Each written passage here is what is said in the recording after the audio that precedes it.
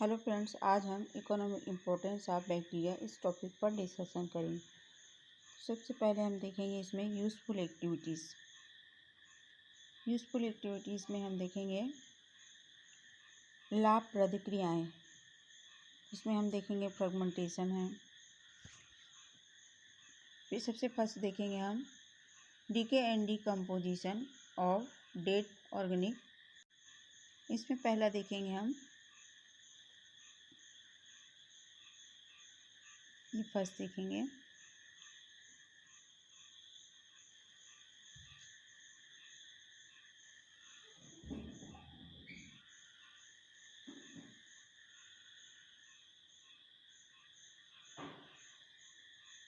DK and decomposition of dead bacteria.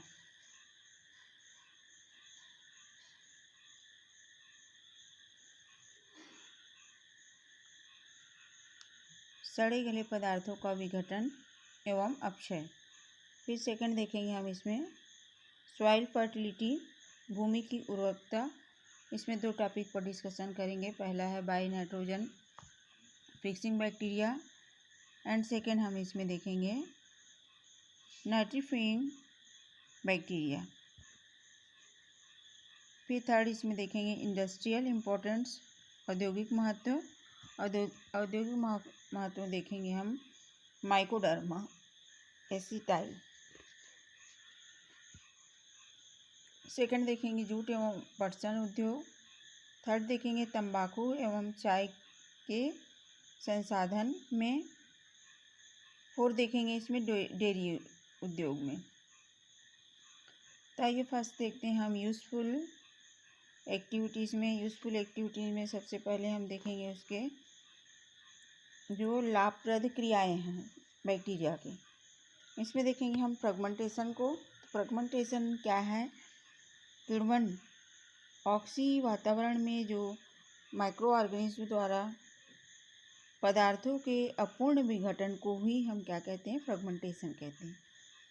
इस प्रक्रिया में कार्बन डाइऑक्साइड के उत्सर्जन के अतिरिक्त और कई प्रकार के पदार्थ बनते हैं जो फ्रेगमेंटेशन में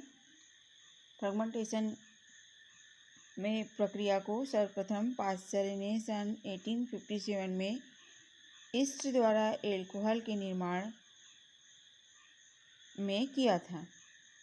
बुकनर ने 1897 में जाइमेज एंजाइम का विलयन किया जो जीवित ईस्ट कोशिकाओं की अनुपस्थिति में भी एल्कोहलिक किण्वन की क्रिया को संपादित कर सकते हैं। इसके अतिरिक्त देखते हैं कि butyric acid, lactic acid, acetic acid का निर्माण भी फ्रेगमेंटेशन के द्वारा किया जा सकता है। एजोबैक्टर एसिटाई इथाइल एल्कोहल को एसिटिक अम्ल में बदलने का काम भी इसी के द्वारा होता है। अब फर्स्ट देखेंगे हम इसमें सड़े गले पदार्थों का विघटन एवं अपक्षय। इसमें देखेंगे जो सॉइल होते हैं, सॉइल के अंदर जो बैसिलस माइकोइड्स, बैसिलस रोमोसम तथा बैसिलस वुल्गेरिस आदि जो सैप्रोफिटिक बैक्टीरिया होते हैं, ये बैक्टीरिया मृत कार्बनिक पदार्थों पर क्या करते हैं? अटैक करते हैं और उन्हें सरल अकार्बनिक पदार्थों जैसे कि carbon dioxide, water, nitrate, sulphate आदि में विघटित कर देते हैं। इस प्रकार के जीवाणु जो है अपमार्जक या विघटनकारी डिकम्पोजर कहलाते हैं। इन जीवाणुओं की उपस्थिति के कारण ही जो प्रकृति में गंदगी नहीं हो पाती है और जो सरल अकार्बनिक पदार्थ या तो वायु में मिल जाते हैं अथवा भूमि में चले जाते हैं, जिससे भूमि की फर्टिलिटी की शक्ति जो है बढ़ जाती है या इंक्रीज हो जाती है और भूमि में ये तत्व पौधे द्वारा एब्जॉर्ब कर लिए जाते हैं। इस तरह हम देखें इसमें decay and decomposition of dead organic matter. Second हम देखेंगे सॉइल फर्टिलिटी, मतलब भूमि की उर्वरकता। कुछ जीवाणु भूमि की उर्वरता शक्ति को बढ़ाते हैं। सभी प्लांट्स के लिए नाइट्रोजन आवश्यक होते हैं। पौधे नाइट्रेट्स के रूप में नाइट्रोजन को प्राप्त करते हैं। इसमें देखेंगे किस तरह से वो नाइट्रोजन को नाइट्रेट के रूप में प्राप्त करते हैं। तो पहला देखेंगे हम नाइट्रोजन यौगिकीकरण जीवाणु द्वारा by nitrogen fixing bacteria. Azotobacter तथा क्लास्ट्रीडियम नामक जीवाणु सॉइल में उपस्थित होते हैं। लेग्यूमिनोसी कुल के पौधों में की रूट्स में मूल ग्रंथियां या रूट नोड्यूल्स में राइजोबियम रेडिसिलिकोला जीवाणु उपस्थित होते हैं, जो वायुमंडल की स्वतंत्र नाइट्रोजन को नाइट्रेट में कन्वर्ट कर देते हैं। राइजोबियम लेगुमिनोरेसी जीवाणु पौधे के साथ सहजीवी रूप में उपस्थित होते हैं। जीवाणु रूट हेयर के द्वारा रूट में एंटर करते हैं और उन्हें संक्रमित कर कॉर्टेक्स की कोशिकाओं में तेजी से विभाजित होने लगती है, जो नोड्यूल्स होते हैं और नोड्यूल्स बना लेती हैं। नई बनने वाली सेल्स जो है चतुर्गुणित होते हैं। अन्य कोशिकाएं डिप्लॉयड ही रहते हैं। इन गांठों में जो लेग हीमोग्लोबिन नामक लाल वर्णक भी पाए जाते हैं। यह नाइट्रोजन स्थिरीकरण में विशेष रूप से सहायक हैं। जिन गांठों में यह नहीं होता है वे नाइट्रोजन स्थिरीकरण नहीं कर पाते हैं। अब देखते हैं इसमें विटामिन। तो कार्बोहाइड्रेट के विघटन से राइजोफ्लेविन का प्रोडक्शन किया जाता है। यह प्रोसेस जो क्लास्ट्रीडियम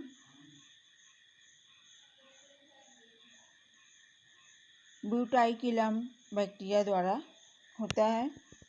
अब देखेंगे इसमें नाइट्रिकारी जीवाणु को। तो नाइट्रोकोकस एवं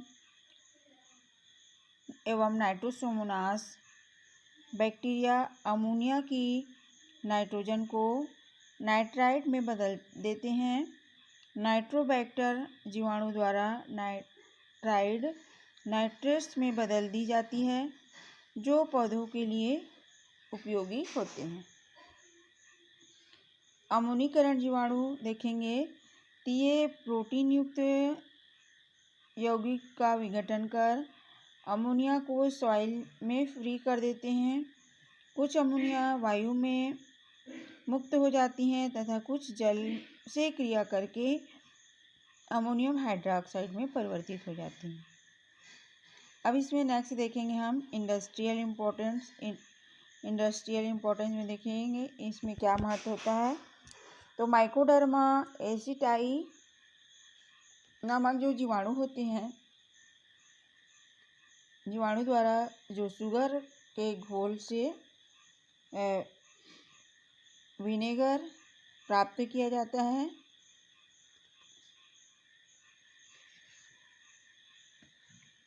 फिर देखेंगे इसमें जूट पटसन उद्योग में रेशों को गलाकर निकालना क्लास्ट्रीडियम ब्यूटाइकिलम जीवाणु जूट द्वारा पटसन के रेशे को प्राप्त करने में सहायक होते हैं। तंबाकू एवं चाय के संसाधन में देखेंगे हम माइक्रोकोकस एंडीसेंस द्वारा चाय की पत्तियों पर किण्वन क्रिया के द्वारा क्यूरिंग किया जाता है, जिसे संसाधन एवं पक्वन कहते हैं। यही कारण है कि चाय में विशेष प्रकार का स्वाद एवं खुशबू आती है। इसी प्रकार बैसिलस मेगाथीरियम के द्वारा संसाधन में तंबाकू की पत्तियों में सुगंध एवं स्वाद बढ़ जाता है। डेयरी इंडस्ट्री में देखेंगे, डेयरी उद्योग में स्ट्रेप्टोकोकस लैक्टिस तथा लैक्टोबैसिलस नामक जीवाणु दूध में पाए जाते हैं, जो दूध में पाई जाने वाली कैसीन प्रोटीन को फाड़ देते हैं और दूध से दही बन जाता है। यही कारण है कि जीवाणु द्वारा दूध खट्टा हो जाता है। इस खट्टे दूध या दही को मथने से चर्बी की मक्खन के रूप में इकट्ठी हो जाती है। मक्खन गलाने से घी बन जाता है, जो भारत के घरों में भोजन विविध रूप से उपयोग में आते हैं। पनीर बनाने के लिए दूध के कैसीन को उचित क्रिया के द्वारा जमा किया जाता है। इसे भी पकाकर प्रयोग किया जाता है।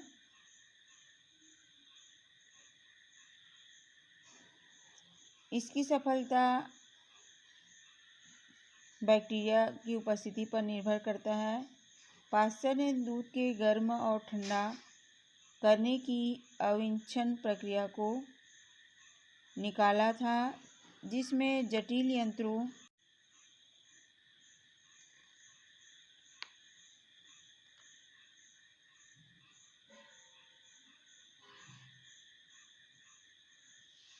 ऐसी जगह पहुंचा दिए जाते हैं जिसमें जटिल यंत्रों में से होकर दूध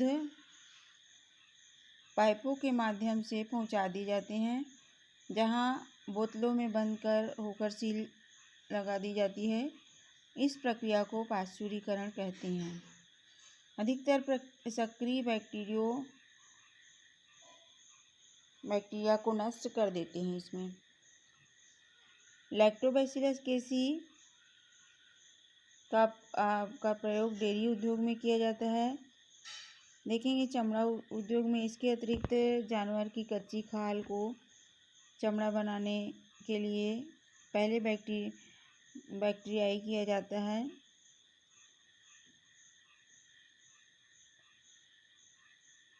टैनिरिया अब बैक्टीरियाई क्रिया के स्थान पर रासायनिक क्रिया करती है। फिर भी बैक्टीरियाई क्रिया के फलस्वरूप खाल या जमी चर्बी को दूसरे ऊतक तथा बाल नष्ट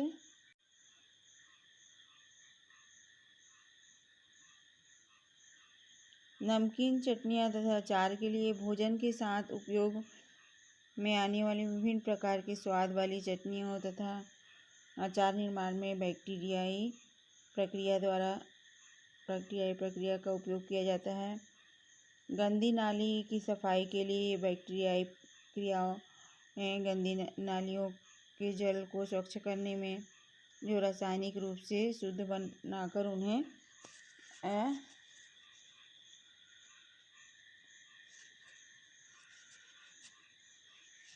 सारी नदियों को मिलाकर शहर में लोगों को पीने योग्य बनाए जाती हैं। प्रतिजैविक औषधियाँ, एंटीबायोटिक्स सूक्ष्म जीवों से प्राप्त ऐसे उपपचयी प्रोडक्ट हैं जो दूसरे सूक्ष्म जीवों के लिए हानिकारक या निरोधी हो, एंटीबायोटिक्स कहलाते हैं।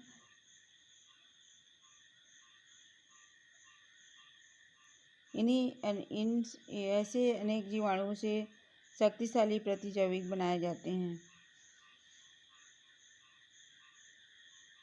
सीरम तथा वैक्सीन इन पदार्थों द्वारा मनुष्यों के रोग निरोधक गुण उत्पन्न किए जाते हैं।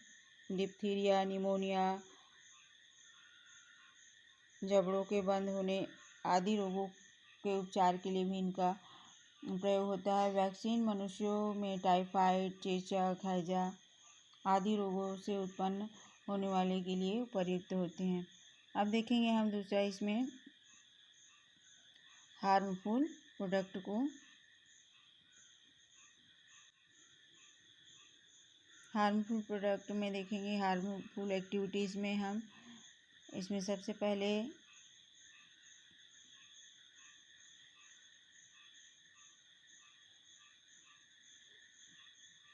रिडक्शन ऑफ सॉइल फर्टिलिटी, भूमि की उर्वरता कम होना,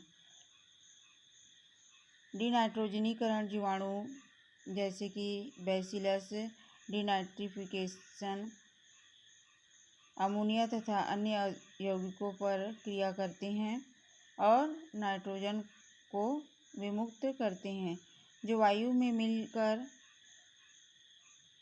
भूमि में उपस्थित नाइट्रोजन की कमी होने के कारण पोषक यौगिकों की कमी हो जाती है, जिससे भूमि की उर्वरता कम हो जाती है।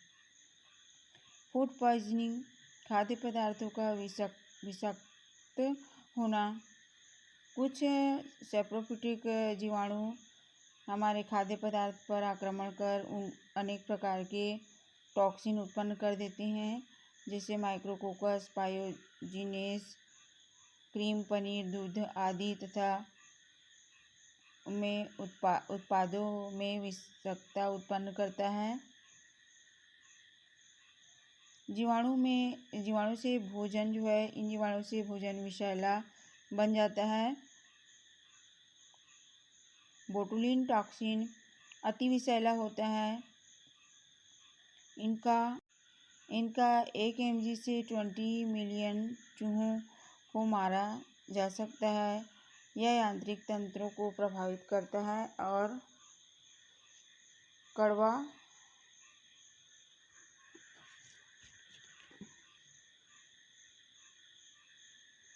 देखेंगे हम बैक्टीरिया एंड डिसीज, जीवाणु एवं रोग। अनेक पैरासाइट जीवाणु द्वारा मनुष्यों तथा पौधों में रोग उत्पन्न हो जाते हैं।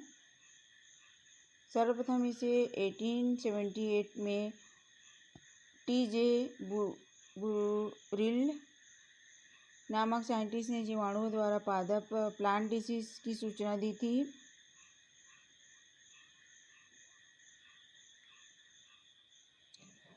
जीवाणुओं की लगभग बहुत सारी स्पीशीज हैं जो पौधों में डिसीज उत्पन्न करते हैं। रॉड शेप्ड स्पोर्स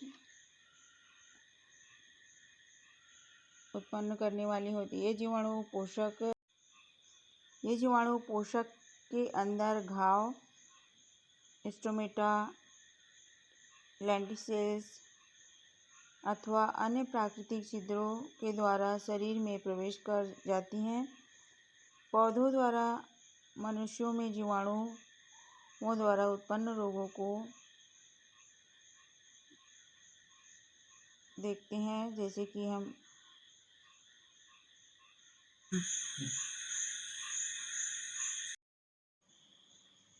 अब हम सारणी में देखते हैं जीवाणु जनित पादप रोग, plant disease causes by the bacteria. इसमें देखेंगे सिट्रस कैंकर डिसीज कॉज्ड है सिट्रस प्लांट्स। बैक्टीरिया इसमें है ज़ैंथोमोनास सिट्री। सेकंड देखते हैं इसमें ब्लैक आर्म अथवा regular leaf spot of cotton, कपास में फर्स्ट इसका कपास है। ज़ैंथोमोनास माल्वेसियस।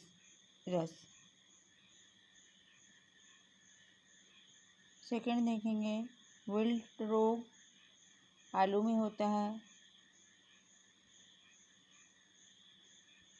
सूडोमोनास सोलेनिसिरम। फिर देखेंगे फायर ब्लाइट, सेब, नाशपाती, एरिविनिया एमाइलोरा बैक्टीरिया के द्वारा होता है।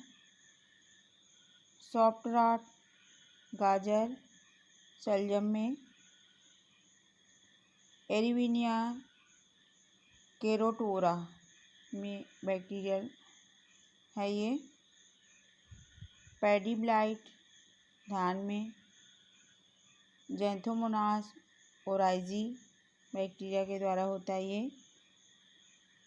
बीन ब्लाइट सेम की फलिया में सूडोमोनास फेसियोलिकोला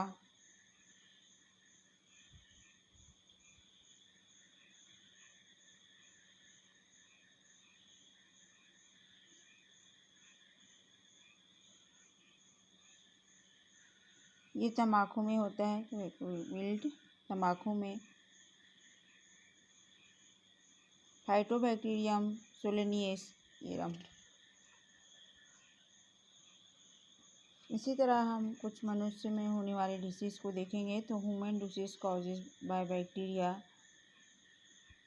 तो डिसीज़ है हमारा टिटनेस,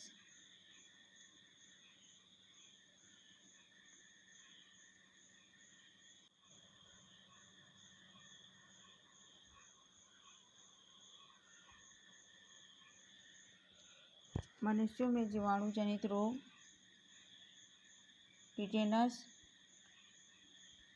क्लास्ट्रीडियम टिटेनी के बैक्टीरिया के द्वारा होता है।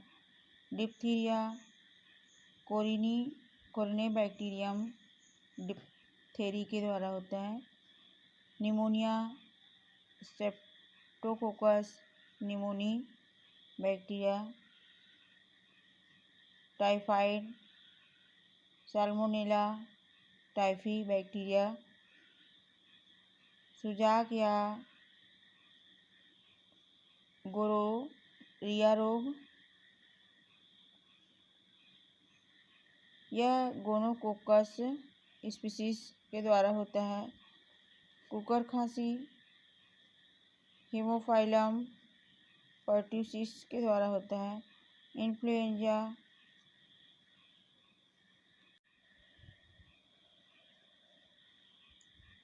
हीमोफाइलस इन्फ्लुएंजी के द्वारा होता है। तपेदिक माइकोबैक्टीरियम ट्यूबरकुलोसिस के द्वारा होता है।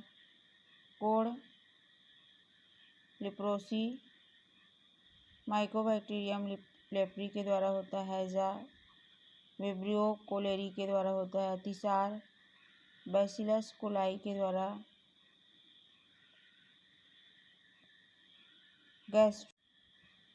गैस्ट्रोएंटेराइटिस एसिडिकिया कोलाई के द्वारा होता है। कुछ घरेलू पदार्थ को क्षति पहुंचाते हैं, जैसे कि स्पाइरोकीट, स्पाइटोफागा तथा सेल्यूमोनास की जातियां सूती कपड़ों, चमड़ा, कैनवास तथा लकड़ी को खराब कर देती हैं। शराब में एसिटोबैक्टर एसिटाई एल्कोहली पेय पदार्थ को एसीटोन में परिवर्तित कर देता है। शर्करा में देखते हैं, शर्करा में ग्लूकोनास्टॉक मिसेंटेरियाडिस चीनी मिलों में चीनी को पुनः प्राप्ति को कम कर देता है। जल प्रदूषण में विब्रो कालेरी शिगेला डिसेंट्री तथा साल्मोनेला टाइफी पानी द्वारा संचरित होकर हैजा डिसेंट्री टाइफाइड जैसे रोग फैलाते हैं।